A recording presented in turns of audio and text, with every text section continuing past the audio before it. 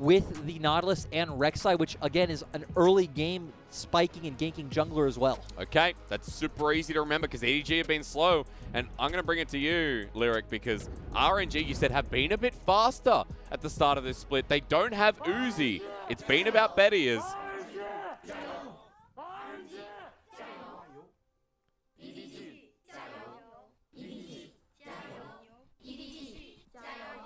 We've got to give the fans time. No, you know what I love about that? What? I thought it was very fitting for the stylistic play of these teams. You have the RNG fans like yelling and going crazy. We were talking about with accelerating. You have the EDG fans very calm, cool, collected. Hey, we have expectations here. We know what EDG are going to do, and they're going to go slow. And RNG already off to a big start here. Bit of damage onto Audi, but he's got plenty of time to back and just come back in. No summoners were burnt in that engage, so back to square one. Now, as I was saying, you mentioned to me before broadcast that you think RNG are a bit faster this time around. A bit faster than we normally expect from a team that was so centered around Uzi. Xiaolongbao has been very good about finding these early aggressive options on the map. Ming with Betty. Betty feels very comfortable just kind of sitting in lane and playing back. That's what he was known for early on in Flash Flows, where Sword Art would really want to roam around the map. So we're seeing Ming now make more aggressive moves toward the mid and top side. We don't really expect that in this lane where he is on the Senna, but still. The interesting thing, too, looking at these runes is look at Senna's rune. She didn't take the Glacial. Also note that normally it is like the 80 carry player to play the fasting Senna, but this time it is actually just Ming playing the full-on support. So it is Betty on the Pantheon. Makes sense? Yeah. Yeah. It's interesting, I know it's right? confusing to explain, but it is just kind of the old switcheroo. So I like this, you know, Betty on the more aggressive. And Ming is taking Guardian here as well, so it's not Glacial Augment that we normally see. I just said that maybe Did you? maybe 30 seconds ago. I was brain teasing towards Pantheon. You were looking at, oh, Betty Pantheon. Oh yeah, I was like, hey, look at that guy, and he's got the Dragon Slayer skin. Maybe that's what did it. The cool thing to keep our eyes on for this game too, as we talked about, both junglers really want to make things happen on the bot side of the map this game. So hopefully, atypical to an EDG game, we're going to get a lot of aggression early on. And like Mako here, they hit level 2 first, and Hope's in with him too. But the problem is, you get a lot of sustain from Ming. So not enough damage at this point, just pushes Betty away. EDG being able to get that level 2 advantage first because, of course, Betty's a melee champion, has to walk up to the wave to farm it. So Hope just being able to easily collect those minions, zone him off that first wave, and hit that level 2 with the aggressive trades coming in. Now, while we are talking about runes, there's something that you didn't talk about, and I know Scout has gone lethal tempo. Betty's got the shield up, so I don't think much will come out of this unless they want to turn it around. Onto Hope, he says. Good trade back, but hey, I'm not going to get time. Xiaolongbao, the fast play starts here against Audi in the top lane. But Junja's coming. Well, will he find his way over the wall? Not too hard. Xiaolongbao uses a smite, of course, take the camp away. Dodge away, the grasp brings him back in. Up into the rappel, down into the rappel, but knocked up immediately. Flash over the wall, Junja follows. So does Audi, though. The smash comes down, and now Lung Xing has to get away. A double flash for the jungle top. So good for EDG. Great play coming out of EDG. This is why we set up that neither team really wants to play around the top lane. Xiaolongbao trying to set up a dive onto Audi. Doesn't work out, gives Junja time to respond, and then being able to blow. Both teams end up blowing 2 summoners, but EDG coming out with a pressure advantage. But for Lung Xing, I mean, he backed away in lane while we see a trade bot. That's cleansed forward. What? Hope, confidence, and against Ming, and now he has free reign. Mako looking for the engage, but flash away as well. Didn't expect that one, but EDG with first blood. This is not good for the side of RNG when you draft something like a Pantheon, which is really geared towards the early game. Just really start falling off after 2-3 items. And EDG's bottom lane, again, we don't know them for their laning strength coming out ahead. Betty as well. Remember, he took Ignite in this lane, so it's not like he can TP back, nor does he have the ultimate. Hope gets the shove here. Xiaolongbao nearby. But if Mako stays, this will be super greedy. Now they see him. How do you dodge the Elise? No summoners except for Mako with the flash. He doesn't block for his AD carry, but now maybe he could die as he flashes away. The dredge line gets him out. Hope's still in a bit of trouble, but just walks his way through. A close call, and now all summoners gone for Mako. Close call, but you at least now know where Xiaolongbao is on the map for EDG, so they can start planning and playing around this. And we're really seeing things for RNG fall apart. Yep. But we talked about it would have been nice to see Xiaolongbao put some early pressure towards this bot lane, start getting this Pantheon snowballing, went towards the top side, lost out there. Betty and Ming just losing in the straight 2v2 could be because he's on this Pantheon and isn't as comfortable as he would be otherwise. And he sends CS down. Look at the gap here already building up as Hope came through and got the kill on top of it. Vampire accept the longsword. And while we look at one advantage, we look at another in the jungle. There's 10 CS lead through there for the Rek'Sai, who is now invading towards the blue side. So for Lungxing, you talked about him being on an island. Now for Junja, he has that possibility to go where he's most comfortable, which is the top lane. Very true. He was very comfortable going for this invade when we just talked about Xiaolongbao showed on the bot side of the map. And here he is. Lungxing can't get the barrel off. He can't get the movement speed. He's knocked up once again. Pulled back in. Run away! Because Audi's going to kill you. 3, 2, 1. And there he goes. EDG control this early game. EDG just really abusing the pathing coming out from Xiaolongbao. Again, he showed on the bot lane to try and get the flash from Mako, trying to get the kill. And Junja, being the rookie jungler, just I guess they're both rookie junglers, but still completely abusing that. One set up earlier than the other, I guess. Junja was the person that came in late because we didn't get Jeje because of the whole issue with the epidemic. Xiaolongbao is still the big name coming in. A lot of people were hyped from him coming up from Young Miracles. Another Young Miracles jungler, yeah. Right? No one knew who Junja was. And he came through and he started playing a bit of Sejuani, and then Audi came into the roster and success. And EDG playing off that success. Now, taking track of the game here as Dragon's going down to RNG. Just note that there's still a lead in the jungle individually. Junja has that level advantage. He's got double longsword. If Xiaolongbao is spotted out here, he's dead. Junja's going in. Prey Seeker not going to land. Now, he doesn't have level 6, but repel over the wall. Thank you for the scrying off. Shouts XLB as Junja asserts dominance and takes away the Scuttle Crab. Still, RNG were able to get that dragon, so they feel okay. Okay. Looking back to the side of RNG, we were talking about Scout's Rune Choice did take the lethal tempo in this lane. When you're facing the Diana, she doesn't really have any potential kill threat on you, so taking this lethal tempo, playing more for scaling and for later game team fights rather than something like the Common or the Hail of Blades that you could otherwise see. So I like this option coming out from Scout. It does fit EDG's identity. I think out of Rune Choices, we've seen that Azir's been the most versatile champion in the past, right? Like, Comet, Hail of Blades, Electrocute. Yep. That's versatile. Do you not think 4 is versatile? No, I think 4 is extremely versatile. Okay, you sound that very sarcastic like, and I thought, am I wrong? We're just lucky that you're not the one playing it, taking that Omni Stone. Oh, you know I like Omni Stone. I played Omni Stone Annie top last night, and that did not go well. But hey, XLB is in the bottom lane and paying attention back to this game. This is the 3rd time he's come bot. So he's committing a lot of resources down to this lane while Junja continues to farm. RNG drafted Pantheon and Elise. Again, you have point-and-click stun to set up for that cocoon. This is what we want out of Xiaolongbao. They really need to start get this bot lane ahead. But Hope has cleanse and level 6. Mako walking in. XLB hasn't been spotted out yet. The root's going to land on the Mako. XLB now finally coming through. The cocoon lands as the gangplank barrage comes down, but Mako's out. He didn't even use a summoner. Ultimate XLB's presence. Did we even see a cocoon? We saw it on Mako, but no damage done. Aftershock's so good. And Junja's level 7 now. Yeah, Junja feeling really good on this Rek'Sai, just getting so far ahead from RNG's kind of missteps. And again, calling into question the drafting coming out from RNG. They did set up scaling options in their soul lanes, but setting up a bot lane that's very hard to execute around. And look at this. I mean, Moonfall's going to come through from Xiaohu, but you know, Scout has that ultimate available, and so does the jungler. He goes in a little bit deep. Is he punished? No, the repel up, down. XLB flashes away because Audi's in as well. Xiaohu now getting caught out. Xiaohu with a very greedy roam going over to check that blue buff and see if Junja's there, but EDG has pushed in the top lane. He gave room for Scout to push the mid lane, and now EDG's bot lane heading up and taking this Herald. And that ward was in the Herald pit. He knew Junja was there.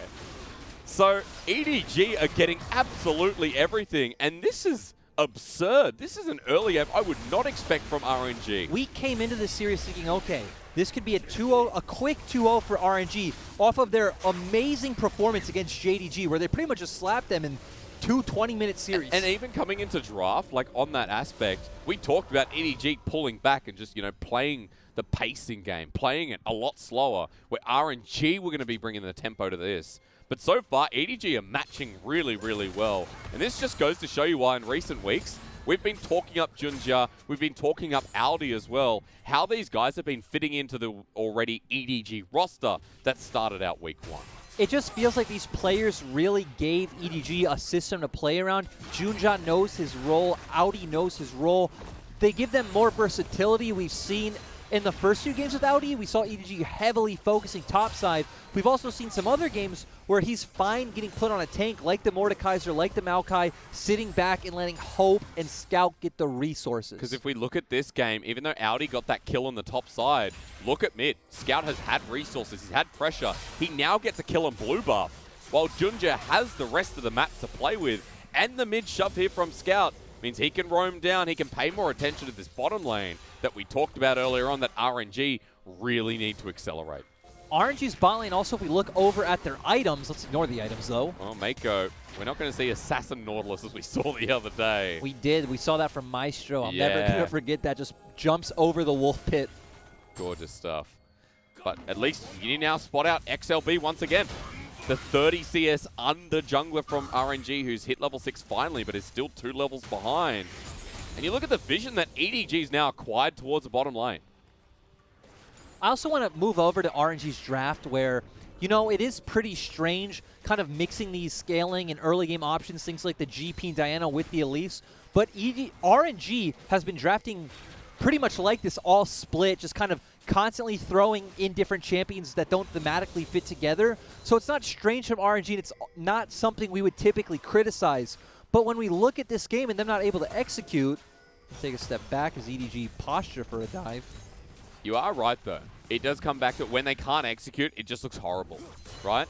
And coming into this series, what we wrote down as our narrative was that Xiaohu was unlocked. That Xiaohu with the 33% damage, if I'm not mistaken, here on RNG, or at least it's above 30, is such a high, absurd number that he would never have with Uzi on this roster. And then sometimes they can get away with drafting stuff like this because of the performance of this mid laner and how he's able to influence the rest of RNG. And how this team as a whole is so good at using pressure and spreading that pressure across to other lanes. But then we see games like this where, again, their draft isn't very cohesive. We see one failed play in the early game with Xiaolongbao trying to dive top, and then he just continuously kept showing on the map, giving EDG information, and Junja played around that so well. And look now, he's got his tunnel system set up in the bottom lane. He's got Rift Herald as well. He'll get rooted down, but that means nothing. XLB knows he can't face off against 4 versus 3. The Diana on Xiaohu in the mid lane can do nothing here. Scouts even roam down. Rift Herald gives all the gold to EDG. They're up 2,500.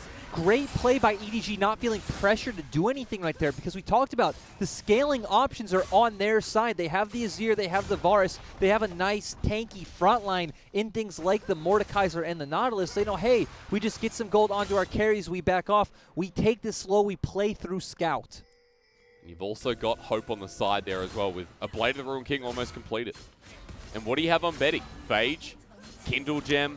I was going to point this out before. This Pantheon is not snowballing the way he'd want to, maybe getting some early lethality and really playing this as a kill lane and driving this game forward. Fell behind early, going for, again, still a nice damage option in the Black Cleaver, but a lot more defensive, a lot more about getting that beefy tankiness in your kit and not getting blown up. Because you've lost lane so hard, you just lost your turret in under 14 minutes. Now RNG, it's about the question of finding your way back into this game. Because even though there are some scaling elements we talked about here in RNG, to put it simply, EDG with this pace, continue forward, and in the next 10, 15 minutes, things looking pretty clean with 800 gold picked up from plating. Put all onto Hope and Mako in the bot lane, you feel really good. On the opposite end of the spectrum, Longshin getting some plate gold in the top lane makes you feel okay if you're RNG. He does have that Triforce, which is obviously GP's first really big power spike. Just across the board, we're starting to see first items come out all around, kind of getting ready for these Herald and team fights.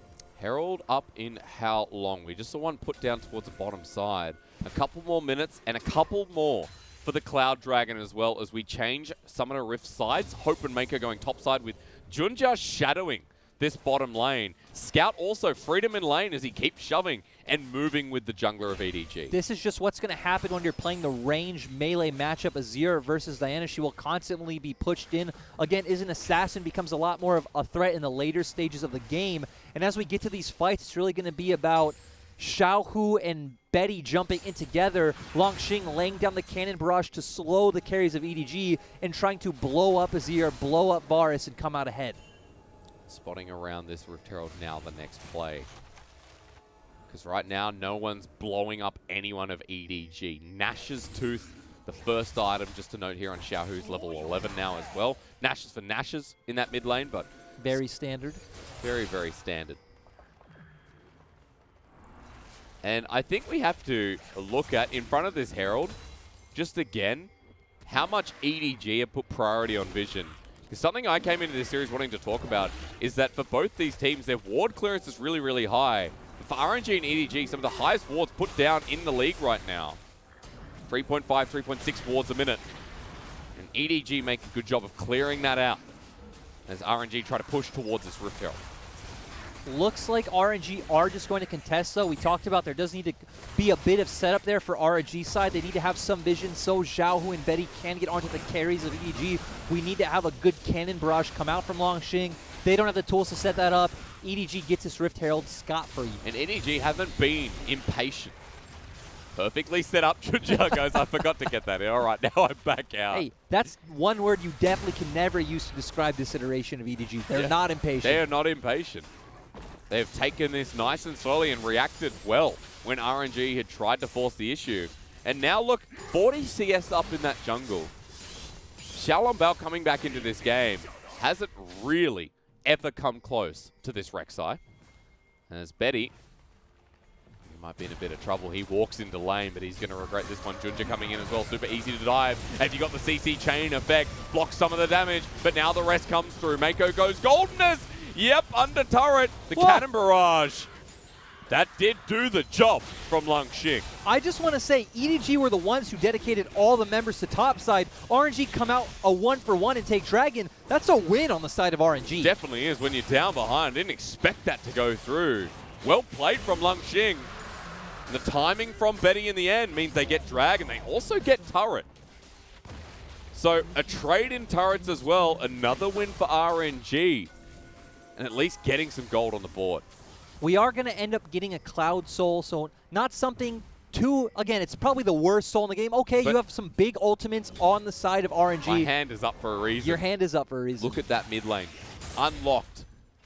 Let me just say, Diana with ultimate and Pantheon. Cloud Soul. Pantheon. Yeah, you're right. Everyone, all right? It's just the same. But the point is, my eyes light up. Because Cloud Soul, I think, is exciting. Another interesting thing that we can kind of touch on for the side of RNG that we haven't is they do have the ability to play through and win side lanes with champions like GP and Diana. The hard thing is we've constantly seen this meta that playing a 1-3-1 style or playing through just heavy split push doesn't work out as well. When we touched on in the last series, you can't just easily force fights when we do have things like soul point in the game. Herald going to be dropped now, though. For EDG, 5 members mid. This turret not long for the world as they go forward. Chains of Corruption actually landing. EDG forcing the issue as the Graph brings back Longxing. An Azir Sun turret put down in between the Rift Herald, who does get the second charge before dying.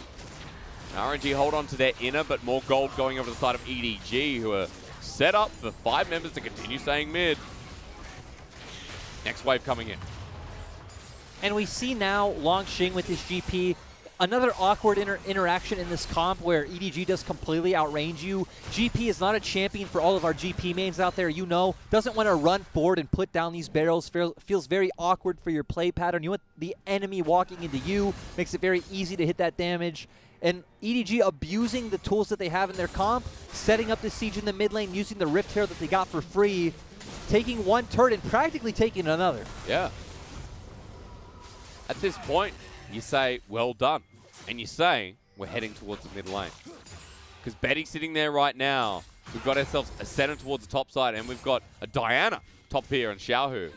We talked about the 1-3-1 that RNG can try to utilize. You have Pantheon in the mid lane. Him and Senna both have those global ultimates threatening the sides of EDG, and it's really just about EDG not giving into that, saying, okay, we don't need to contest this. We're going to eventually group as 5 for the big objectives and win the big team fights. Which is up in 2 minutes 30 once again. Hope going to be taking the red buff. Quick reset. That's okay. EDG have time.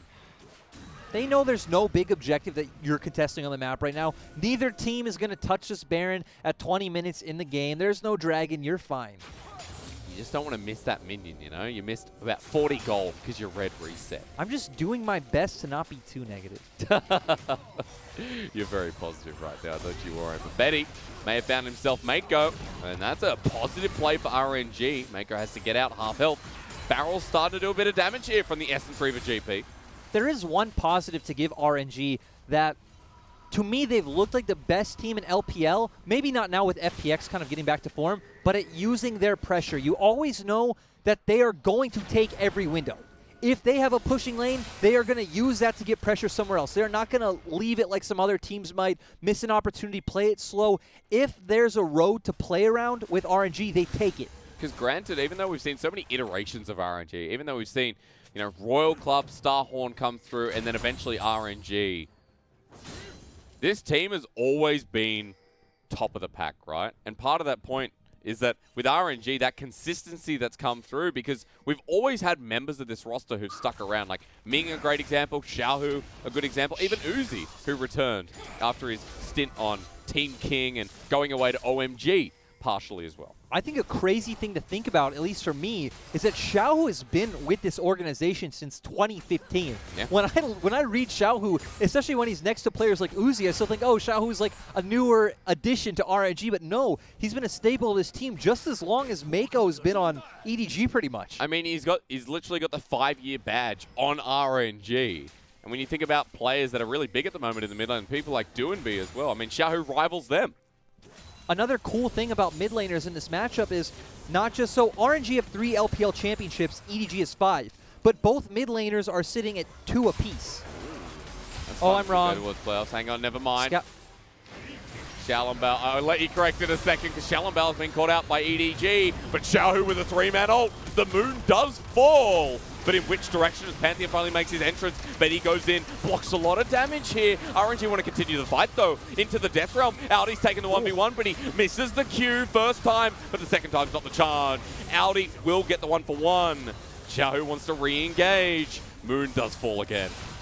EDG somehow coming out behind on this skirmish where we would expect them to come out ahead. Huge cannon barrage coming out from Longxing, really chunking the members from this team, and RNG are the ones who are able to take this dragon.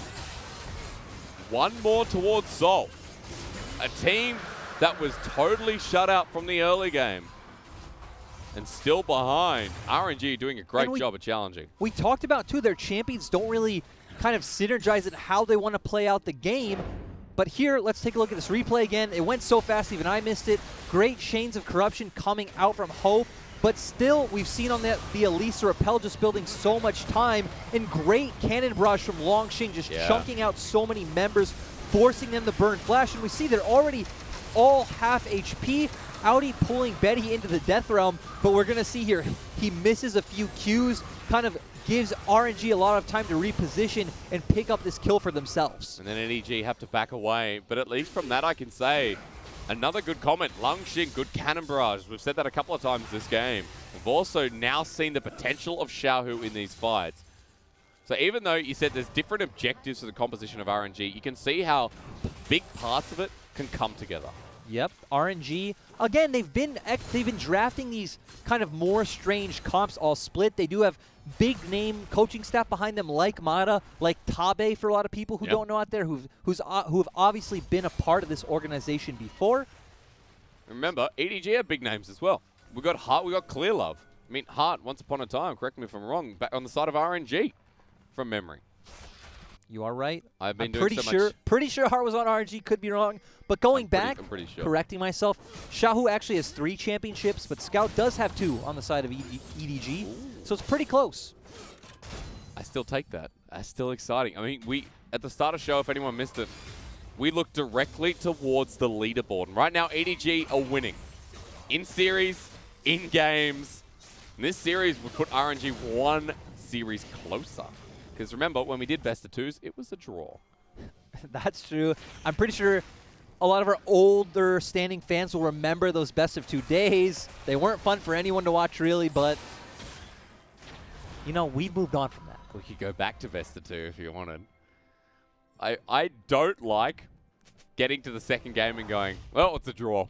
Home you go. No one's the winner. That bothered me, to be quite honest. I'm pretty sure it bothered everyone, which is why no region is really utilizing it anymore. So you were not alone. Best of three is by far superior. Just saying. I know it's a bit of a call out, but I do enjoy best of three. You get a story. And already in this game one, we're like, well, this is how the draft has gone. What's going to happen because of it? And how does this develop in the series? Because picks like this right now for Betty, it's like, well, he hasn't looked as good on the Pantheon. And it feels like the rest of RNG have been trying to keep up with EDG, who set the tone early. What happens from here on? Because EDG still with a 2K gold lead. 25 minutes in, they're facing Soul Point against RNG, who have picked up these double clouds and are looking for their third and final. The big thing to keep our eyes on is, one, we talked about RNG are able to play through side lanes like they are right now. They do have pressure with Diana, with the GP. Can they utilize this, bring it across the map, and get ahead? And if we get to a point of where there are team fights, which is what EDG would prefer, group up is fine, find your pressure together. It comes down to, in my opinion, Longxing. If he can land a really good cannon barrage, all that damage we already saw, and the slow, which gives Xiaohu and Betty the opportunity to try to get on the backline, and then all the sustain coming out from Ming's center. I have a lot of confidence in that. Longxing has already been really pristine with these ultimates. It was a topside trade that has put RNG kind of back in this game. With a dive came through from Junja, the kill goes over to Longxing, where Betty survives a little bit longer than expected. So RNG, after a rocky start, is still into this game. And even now, contesting vision that they had no business contesting 5-10 minutes ago. The cool thing about their comp with playing around like River and side lanes is, again, even when it looks like it's Xiaolongbao alone contesting vision, you do have these global ultimates from Betty, from Ming, making it so that they can always be there. You do also have 2 TPs in your composition as compared to just 1 from EDG, and Audi's TP isn't even up right now if EDG decided to contest vision on top side. 30 seconds as well. Just don't forget that Audi is here without the TP because he wants to be in front of Dragon. But at the moment, EDG look at key items that have been built in a slower series that we expected. Hope towards 3 items. 2 items on Scout here in the mid lane, 2 in the top lane. We got the exact same build going on at the top side here. We do. Leandri's coming out for both, which again is a lot more sustained, consistent damage in these team fights. Nashor's Tooth coming out a bit early for Audi. Still glad to see it after the Leandri's. It's a lot more about soloing out an opponent in the Death Realm. Again, synergize as well with your ult, with your passive, which already gives you magic damage on your autos. Cocoon's going to land though, and RNG want to start this up. Chains of Corruption goes wide. Ultimate down from Hope. And now RNG confidently walking into River for EDG. They're going to have to play this one back. Audi, though, wants to go forward into Xiaohu. He pops the ultimate as Betty into the backline. He's a little bit deep, but eventually jumps forward onto Hope as the ultimate divide from Betty sends him backwards. EDG survived for now with the Moonfall onto 2 people before the second iteration of that ulti. EDG get handed that one. RNG kind of outplayed by Scout. We talked about how RNG really need to be able to engage together as a unit with Longxing's ultimate being key, but Xiaohu was cut off to the side from Audi, so it was hard for him to get on the backline of the fight. EDG's composition got a really good formation, which has allowed Scout and Hope to deal their damage freely. And we're seeing that confidence we saw at the start of the game here from EDG. Show me Xiaohu, because you mentioned this. We talked about it. We need him diving on the backline in unison. Gets caught out by Audi. We see Pantheon left jumping in alone. Great Emperor's Divide. And this is what we want to see from EDG's composition. Give it room to deal the damage necessary. They do that. They come out ahead. They take the Drake. It's like EDG were also waiting for Xiaohu to make that engage play with the ulti. And then sprung everything on him in that last moment. Dragon Soul denied. The biggest part of that play here from EDG in Game 1. Still 2K ahead. And still, across the board, this game, you'll have to say that EDG do look better. And they got that full 5-on-5 fight a little bit earlier than expected here. The thing I like about what EDG's doing is they're doing what we've known them to do. They're taking these games a bit slower. Even their advantages in the early game came off abusing the information that RNG gave them, and they're using the tools of their composition well. And a team like EDG, you wouldn't expect us to say that with people like Junja in the roster and Audi facilitating this top lane. Let's also talk about how impressive their resume is this split. They 2-0'd E-Stars and 2-1 JDG. They're taking down a lot of our top teams in the league. EDG, a team that we didn't expect, also against E-Stars. They gave E-Stars that first loss, remember. That's super impressive. The team that was undefeated until then. The thing I liked about that series, too, is it showed that they are very cerebral. They said, hey, E-Star play a lot around bot side. Let's get a TP mid laner. Let's get a very safe support and jungler so they can't find these dives in the bot lane, and they adapted. So EDG showing that opponent to opponent, they know how to prepare. And from there, it has been going up and up, right? And you talk about preparation against E-Star, we saw that clearly.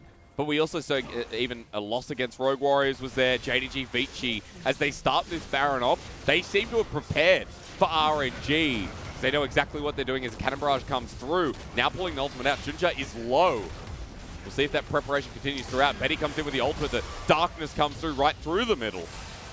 As Audi positions as well. They drew teleports. They drew double TP and an ulti from Betty. It seems like RNG were really split on that call to where we saw Longxing use that ultimate really fast. If they wanted to engage, maybe they could have held it, let those TPs come in first, but they dropped the Cannon Barrage. Xiaohu starts TPing first, gets in there, and we see EDG backing off already. RNG can call that a win right there and let Longxing push through the bot lane. For some reason, though, he decides to channel his TP later. GP not really a champion that's going to TP in and, you know, change the dynamics of this kind of fight, so RNG shot calling looking very split.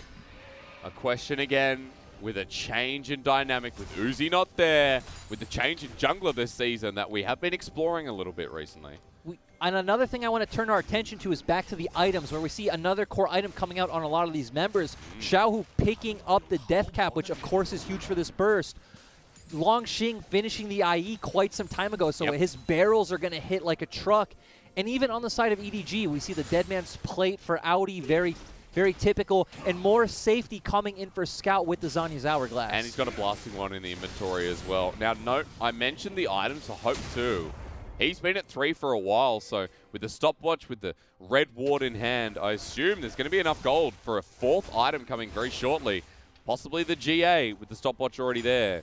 True. Maybe the only thing that's a bit atypical is seeing Pantheon go so like defensively, but that is just kind of from what happened in the early game with him falling behind. You say different. I see a Dead Man's Plate 3rd on Audi, and when I see that, I don't expect that from our Mordekaiser tops. And Dead Man's Plate is more of a 4th, 5th item coming out for Mordekaiser. Okay.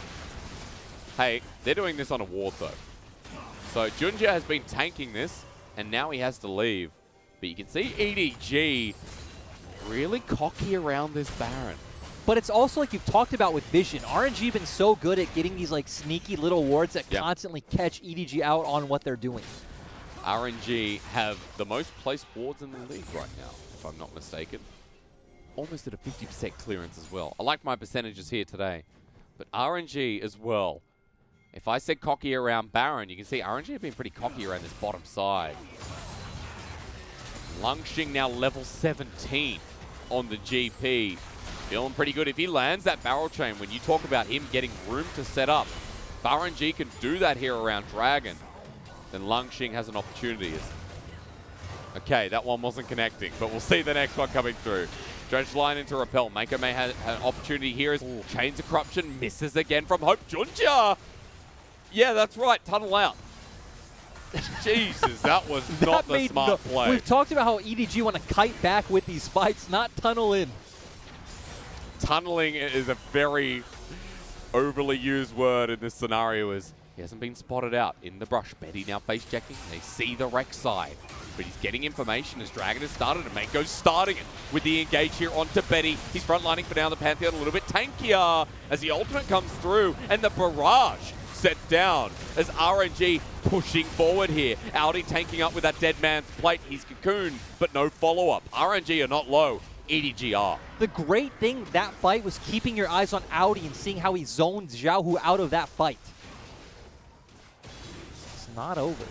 He has teleport available. He's backed away. The flash forward here from Xiaohu. No! That ultimate doesn't connect as Betty goes into the backline now with the flank, but Audi's rejoined the fight. The Empress Divide is there. Scout has already taken down his mid lane counter, and Junja comes in for the flank. Rek'Sai at the ready. Xiao Bao getting bullied by Scout, and EDG want to bring back some memories here against RNG. EDG coming out on top on this iteration of the rivalry. We talked about how RNG need to coordinate these engages, and they just couldn't do it. Scout saying, I'm the superior mid laner, 5-0-1 on this Azir. That was beautiful to watch. Multiple fights on every front.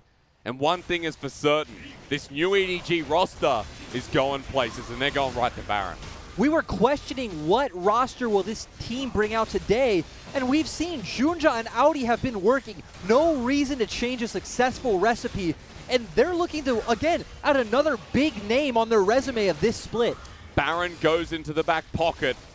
And gentlemen, ladies, EDG have a very significant lead off the back of this play. Xiaohu starting it off poorly. Xiaohu trying to get in there, Hope using that stopwatch so he isn't able to get on the back line. Again, we see Betty end up on the backside. They weren't able to coordinate that engage. And here we see two very opposite fights, Scout living on one side and Audi doing so much work on this other end. When RNG's carries are split up like this, it's very easy for EDG to deal their damage. You never see a Mordekaiser ult a GP because of the orange. Orange gets used, and then Audi's right in there with the blast cone over the wall. So really nice coordination. A word again we didn't think we'd use, but it's looking like a coordinated front here from EDG in Game 1. 36 minutes in. The gold lead, massive. They're now on Soul Point as well. They've already got the double cloud to facilitate that. Gold lead's massive, and not just that, we talked about the scaling in EDG's comp being Constantly, so good, and we were talking about Cloud Drake earlier, Cloud Soul earlier, with the ultimates on the side of RNG. But EDG has a lot of good ultimates would benefit from that movement speed as well. Things like the Varus, the Azir, the Mordekaiser. If you go into the Death Realm with Cloud Soul Mordekaiser, The you don't movement escape. speed, Yeah. It's a nightmare. He's not going to miss those obliterates, and he's going to get the damage for only hitting one person. And it's going to be a ton. He's unkillable. He's got a Spectre's Cal. He's going for the tank items from here on because that's all he has to do. Run at the side of RNG. And EDG as a whole are doing that right now with the Baron buff in hand. Inner turret going to go down. Look at this Audi moving between vision while EDG pressure buff. I like it from Audi. I especially like it with his build. Doesn't need no Oblivion Orbs here today. No. He has the damage. He has the bulk to take you down in the Death Realm. And nice from EDG sending Junja to use that second lane. And they're going to just keep sieging with their Azir, with their Varus. With the Sun Turret, no less as well. Scout's level 18. Audi's level 18. Another thing to mention is RNG don't have the best wave clear. They only have Longshing's barrels. That's right. Against the Baron minions, Pantheon does nothing here. Pantheon does nothing. Diana does nothing. Senna does nothing. And against Scout, how do you set up barrels? GP hates this a lot. Mako gets a dredge line once again. The final fight on the horizon here, it feels like, with EDG's positioning around this base. I do feel like it's going to maybe slow down. Actually, let me be honest. We've No, seen them still push. It's not slowing down. Change the corruption here onto Betty. The obliterate with Grasp of the Undying on Audi. And the poke damage coming through here from EDG might be enough to push this turret down. RNG are going, where did this go wrong? Of course, we know the answer. But back to the drawing board with a big old question We're mark. going to see, like our last series, RNG are going to have an option. Do we slowly let EDG take this inhibitor and fight another day at that Cloud Soul in a minute and 20 seconds? Or do they try and force an engage here? Does look like they're going to opt for the former. Okay, you got those global ultis up and available. You got a big level 18 GP and Xiaohu the same. And as the game goes this long, Take me. it is going to get to the point where, you know, one team fight can decide it all. One team fight death timers could be long enough. You push through bot on the side of RNG. You push through bot, same with EDG. And you can maybe look for the Nexus. So I like RNG's patience with that play, saying, hey, we don't need to stake our claim on this game here. Let's wait another minute, get a better position. But of course, a bigger ask from RNG in their position right now. At this point in time, with, yes, the beer buff that came through was 3,100. Thank you so much to Harbin. That looks refreshing. Maybe after the game. It is a Sunday after all. You look at where RNG stand, and maybe 4 items in the mid lane. That's cool. Betty with the tank build at this point. I was going to say, I love Betty's build right now, just trying to get in there, survive. Maybe thinking he has enough burst to take down someone like Varus, like Azir anyway. And really, a lot of the pressure now is on the backs of Longxing and Xiaohu. All right, walking towards this dragon now. It's up. It's there. RNG, you said they're going to have to make this move here. But how do they get in? Betty on top of Mako. Audi there as well. Sol's gone. Is game over. Longxing sets up the barrels, but nothing. And now I guess it's around Baron where RNG make their final stand. RNG slowly posturing like they were going to make something happen, but the DPS coming out from the side of EDG with Scouts Azir, Hopes Varus is just too much. And again, the windows for RNG to make anything happen are really slowing down. They're really relying on a mistake coming out from EDG at this point. Because EDG are relying on the mistake from RNG. You can see looking for Xiaolongbao and Xiaohu. In the enemy jungle, there's Junja there, and really dangerous backing spot here from Betty, but he gets away. Really lucky that EDG just didn't happen to walk by. We'll place a ward down at the same time. But either way, we go back to square one, 45 seconds, but a Cloud Soul in hand. Now I'm waiting.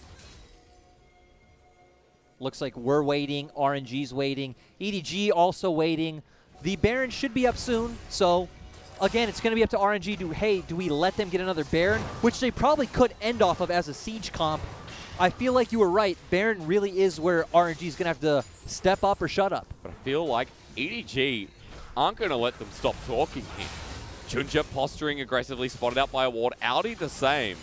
As Longxing going to be taking away the red buff here. But as EDG, you don't need to do this. You have inhibitor down in the bot side. You can use that pressure to try and force Baron. They say no, it's the LPL. We do what we want. The usual hit. As Sun Turret's going to go down, and that means EDG have the space. They can walk towards this objective. RNG are taking the outward path to get there. I also like the more magic resistance focused builds coming out from EDG with the Spirit Visage from Junja. But here, are you ready? The Cannon Barrage goes down onto the Baron, but EDG already off it. Chains Corruption finally lands here from Hope. Slows down the play. The Cannon Barrage gets them off of it as Longxing is spotted out. The Sun Turret glitching on top of Ming right now, but EDG say screw it. Let's just go mid.